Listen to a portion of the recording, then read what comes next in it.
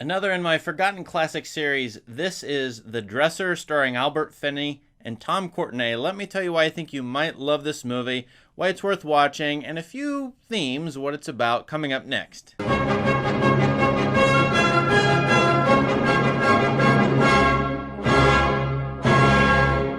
Online in 2021, I don't hear about this movie very much, but it garnered many Academy Awards. Best Director, Best Picture, and I mean nominations. I don't think it won anything. Best Actor for Albert Finney, Best Supporting Actor for Tom Courtenay.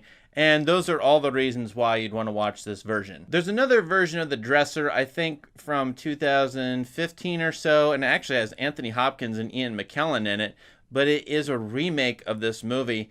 I have not seen it, but I doubt, honestly, it's better than this. With The Dresser, you're getting two tour de force actors, and I rarely talk about actors on this channel because I think other factors actually matter quite a bit. But this movie has to be watched for Albert Finney and Tom Courtenay. Tom Courtenay plays the dresser, a wardrobe man behind the scenes helping a great actor in a Shakespearean troupe, played by Albert Finney. The actor's name in here is just Sir, S-I-R. There's no name given. And he is going around, and the acting troupe is going around England performing on a tour, many of William Shakespeare's plays. They're going around tour during the bombing of London during World War II when the Nazis were sending rocket bombs to London. There were air raids, and in the movie you will see a couple of these. And so the atmosphere is tense, exciting, horrifying, interesting, and a couple times in the movie the theater troupe, including the Albert Finney character, will say that they're upholding civilization, actually literally doing theater during this time, performing the works of, as he says, the greatest playwright ever, William Shakespeare, is an act of defiance against the barbarians, the Nazis who are bombing London. Well, the Albert Finney character of Sir is seemingly going crazy, having a mental breakdown, having a stroke. It's hard to tell what's going on with him exactly, but he is becoming delusional, insane. He's raging a lot, and it will remind you of some of the people, perhaps in your life, who have had mental health issues. It fits wonderfully with the story here because the acting troupe in the movie is going to put on King Lear, and as you know, King Lear goes crazy in the middle of that very play, and so the actor is kind of acting like King Lear, and you actually see him become, as he puts on the makeup, King Lear during the middle of this movie. The movie is rich in dialogue, very well written. The characters are very well depicted. Language abounds, great language abounds in this. So I dare you to put on the subtitles here and actually read it. About an hour of the movie is Tom Courtenay and Albert Finney just talking behind the scenes as they get ready for the play King Lear. And then about the last 45 to 50 minutes is putting on King Lear and what happens on stage, and then behind the scenes and an intercutting of the two. Because the movie is titled The Dresser, you can expect that it focuses not just on the great actor, Sir, and he's sometimes likened to a king or a tyrant running the acting troupe in this, but also to the man behind the scenes, Norman, played so wonderfully by Tom Courtenay. In fact, that is, if you're just going to watch this movie, this is one reason to watch Tom Courtenay in the movie. The night I played my first Lear, there was a real thunderstorm. Now they send bombs. How much more will I have to endure?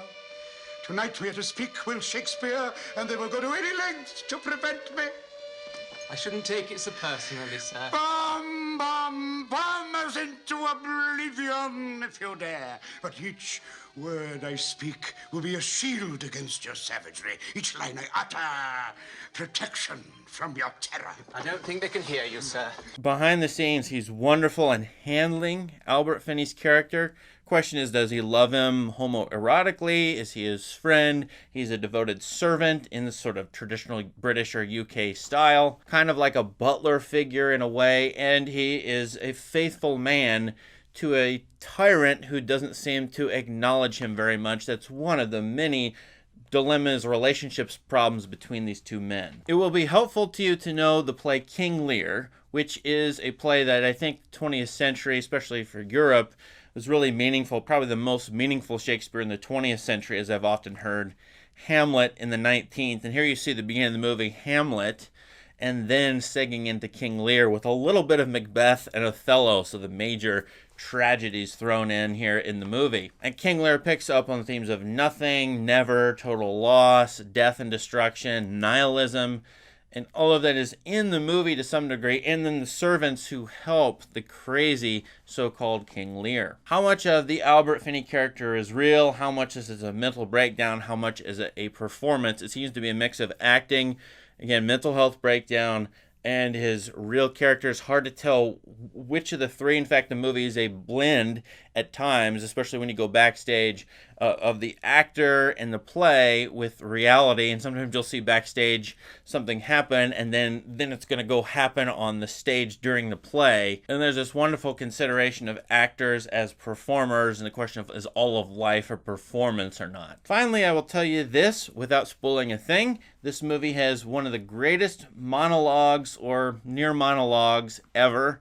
At the end of the movie, the last 3 to 4 minutes, I won't tell you anything about it, who gives it, but if you're going to watch this movie, you should watch it all the way through. Even if you hate it in the middle of it, wait all the way through and watch the last 5 minutes, and you tell me this isn't just an amazing ending to the movie, overlaid by an excellent score by James Horner. It's a mysterious and sort of moody score that I really like, really complimenting everything in the movie quite well. For all those reasons, The Dresser was, as I said, acclaimed in its day. The reason I found it is because of Roger Ebert. He gave it a 4-star review. In 1983, it's in his 4-star review book. I haven't seen anybody else talk about this movie at all. But as far as movies about theater, what theater is good for, theater as a key component of civilization, acting versus quote-unquote going crazy or having mental health problems, all those kinds of things, this movie is really good. And on the question of servant, master, employer, employee relationships, again, the Tom Courtenay, Albert Finney relationship is top-notch. And it's hard not to sort of love the Tom Courtenay character, feels very strongly for him. I think the movie will do that for most of you. For all those reasons, this is a forgotten classic. I'm not sure it's on HD, but we need to take this DVD and make it a Blu-ray, so Criterion, please put out a Blu-ray of this. What do you think about the movie? Have you seen it? Let us know in the comments. Please subscribe to this channel for more great content. Thanks, and have a great day.